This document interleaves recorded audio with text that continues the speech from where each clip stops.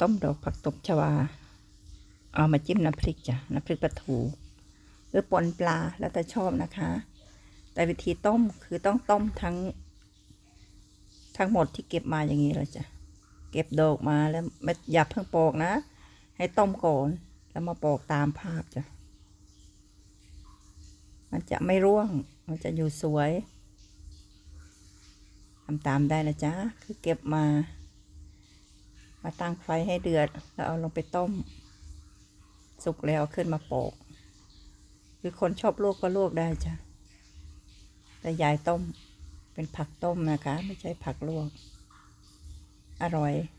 เราเอามาต้มดูแล้วมาปอกอย่างนี้ได้เลยนี่จะออกมาสวยอร่อยด้วยค่ะผักตบชวาบ้านเรานี่แหละค่ะแต่เอาแต่ดอก